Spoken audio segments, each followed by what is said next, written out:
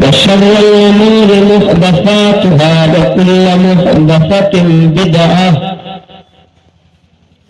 وكل بدعة ضلالة. بسم الله الرحمن الرحيم. ظهر الفساد في البر والبحر بما كسبت أيدي الناس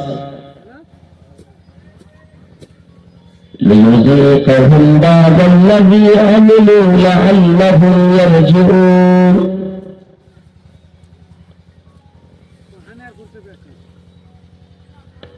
فقال النبي صلى الله عليه وسلم: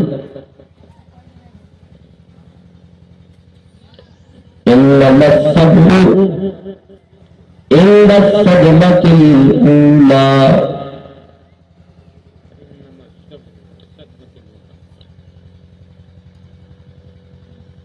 دستہ دست ہے دریا بھی نہ چھوڑے ہم نے،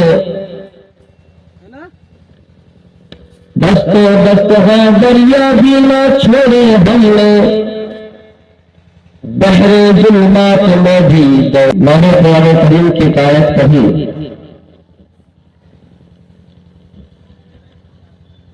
جس کا ترجمہ یہ ہے کہ جب خشکی ہے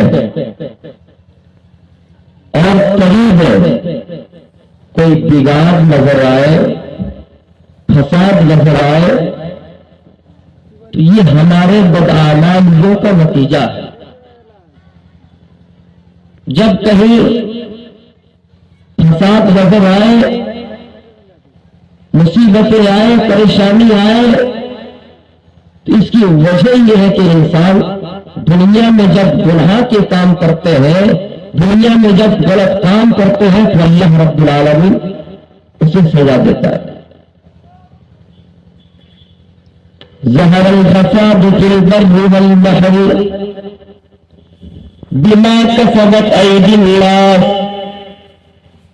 جب خشکی میں اور تری میں کوئی بگاڑ نظر دیکھو، جب خشکی اور تری میں بگاڑ نظر آئے، فساد نظر آئے، تو میرے بھائیوں یہ انسانوں کے بدعمالیوں کا نتیجہ ہے، یہ انسان کے گناہوں کی وجہ ہے جو اللہ رب العالمین انہیں سزا دے رہا ہے.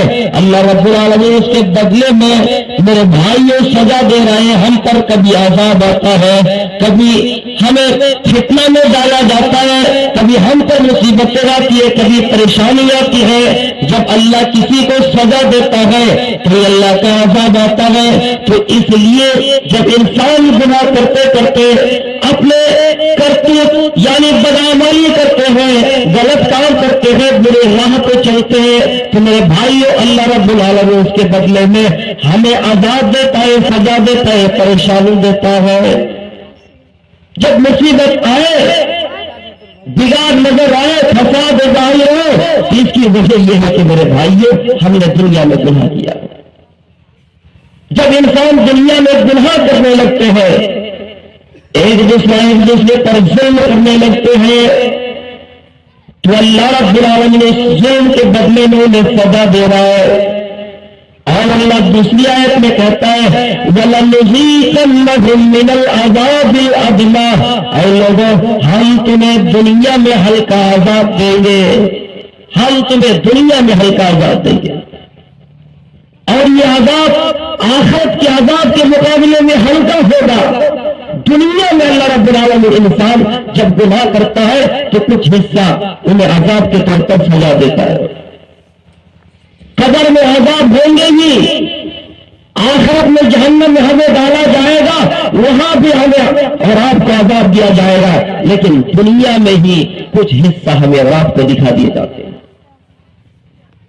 آپ کو معلوم ہوگا جنوری میں امریکہ جیسا سپر پاور ملک میں آگ لگی. اس کو ہم ڈائریکٹ اللہ کا عذاب نہیں کہیں گے، لیکن ہاں ضرور کچھ اس میں باتیں ہیں جس کو ہمیں اور آپ کو سمجھنے کی ضرورت ہے. جو ایک اپنے آپ کو سپر پاور مانتا ہے اور دنیا بھی اس کو سپر پاور پاور مانتی ہیں میرے بھائیوں، لیکن جب اس شہر میں آگ لگی، اس ملک میں آگ لگی تو امریکہ بے بس نظر آئے، گھٹنے ٹیکنے پر مجبور ہو گئے۔ میرے بھائیوں، یہ اللہ کی نصیحت ہے کہ اپنے آپ کو سپر پاور ماننے والا، اپنے آپ کو طاقت پر ناز کرنے والا اور دنیا کے بہت سارے ملکوں کو تباہ کرنے والا، بہت سارے لوگوں پر ظلم کرنے والا، بہت سارے لوگوں کو پریشان کرنے والا، جب اللہ کا عذاب آیا اس شہر میں آگ لگی تو میرے بھائیوں گھٹنے ٹیکنے پر مجبور ہو گئے، بے بس نظر آئے۔ اب سوال یہ پیدا ہوتا ہے کہ جب اللہ کا عذاب آتا ہے تو پورے بستی میں کیوں آتا ہے؟ جب اللہ کا عذاب آتا ہے تو سب گھروں میں کیوں آتا ہے؟ ایک بستی میں کوئی اچھا ہے تو کوئی برا بھی ہے، کچھ لوگ خراب ہیں تو کچھ لوگ اچھے بھی ہیں، لیکن جب اللہ کا عذاب آتا ہے تو پورے بستی میں کیوں آتا ہے؟ قرآن میں اللہ رب العالمین فرماتا ہے وَاتَّقُوا فِتْنَةً لَا تُصِيبَنَّ الَّذِينَ ظَلَمُوا مِنكُمْ خَاصَّةً۔ اے لوگوں، اللہ کے اس فتنے سے ڈرو، اللہ کے اس آزمائش سے ڈرو۔ جو فتنہ آئے گا تو سب گھروں میں آئے گا، صرف خاص لوگوں کے گھروں میں نہیں آئے گا، آئے گا تو پورے بستی میں آئے گا، آئے گا تو پورے علاقے میں آئے گا تو پورے شہر میں آئے گا، خاص لوگوں کے گھروں میں صرف نہیں آئے گا۔ نمازیوں کو دیکھ کر نہیں آئے گا، بے نمازیوں کو دیکھ کر نہیں آئے گا، منڈل دیکھ کر نہیں آئے گا، سردار دیکھ کر نہیں آئے گا، صرف جواریوں کے گھروں میں نہیں آئے گا، نشیوں کے گھروں میں نہیں آئے گا۔ اللہ کا عذاب آئے گا تو پورے بستی میں آئے گا۔ اللہ کی آزمائش جب پکڑیں گے تو سارے لوگ اس میں گرفت ہوں گے۔ میرے بھائیوں، سوال یہ پیدا ہوتا ہے کہ یہ ناانصافی نہیں ہے؟ کیا یہ ناانصافی نہیں ہے؟ کچھ لوگ اچھے کچھ لوگ خراب ہیں، لیکن ہاں اللہ کا عذاب آتا ہے تو سارے لوگوں کے گھروں میں کیوں آتا ہے؟ سوال تو پیدا ہوتا ہے کہ جب اللہ کا عذاب آتا ہے میرے بھائیوں اس کی وجہ یہ ہے اللہ کے رسول صلی اللہ علیہ وسلم نے جواب دیا، آپ نے مثال دی ہے، بخاری اور مسلم کی حدیث ہے، اللہ کے نبی صلی اللہ علیہ وسلم نے فرمایا ایک کشتی دو فلور کی ہے، دو منزلہ ہے، نیچے کچھ لوگ ہیں اوپر کچھ لوگ ہیں۔ اب جو نیچے منزل میں لوگ رہتے ہیں ان کو پانی کی کبھی ضرورت پڑتی ہے، ان کو اوپر جانے کی ضرورت پڑتی ہے۔ ہاں اگر وہ پانی لانے کے لیے اوپر منزل جائے تو دوسروں کو تکلیف ہوگی، پریشانی ہوگی، دوسروں کو ڈسٹرب ہوگا۔ اس لیے اگر دماغ یہ کہے، عقل یہ کہے کہ کشتی کا نچلا بھاگ ہٹا دیا جائے، کشتی کا ایک تختہ ہٹا دیا جائے اور اس کو سوراخ کر دیا جائے تو میرے بھائیوں اگر کشتی کو سوراخ کر دیا جائے تو پانی نیچے بھر جائے گا۔ ایک تختہ ہٹا دیا نیچے سے، پانی پوری کشتی میں بھر گیا۔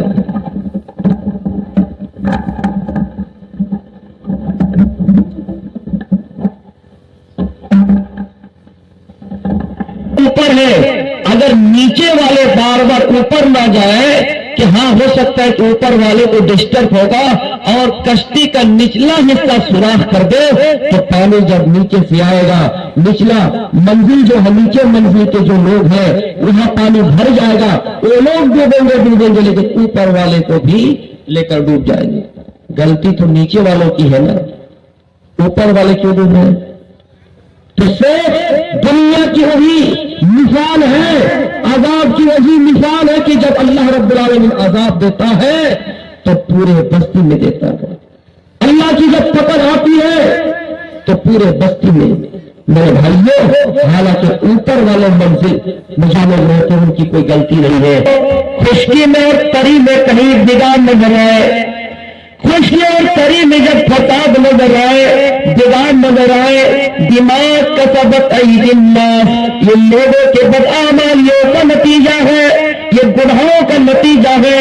دنیا میں انسان گناہ کرتا ہے، اتنا کرتا ہے کہ ہاں وہ پاپوں سے گر گئے، پاپوں سے وہ ڈوب گئے ہیں، تب اللہ رب العالمین انہیں عذاب دیتا ہے، تب اللہ رب العالمین انہیں آزماتا ہے، انہیں پریشان کر دیتا ہے، انہیں پریشانی میں مبتلا کر دیتا ہے۔ میرے بھائیوں، جب اللہ کا عذاب آئے، جب اللہ رب العالمین ہم پر مصیبت نازل کرے، تو یہ ہمارے گناہوں کی وجہ سے، یہ ہمارے گناہوں کا سبب ہے، ہمارے بدعمالیوں کا نتیجہ ہے۔ ہم نے گناہ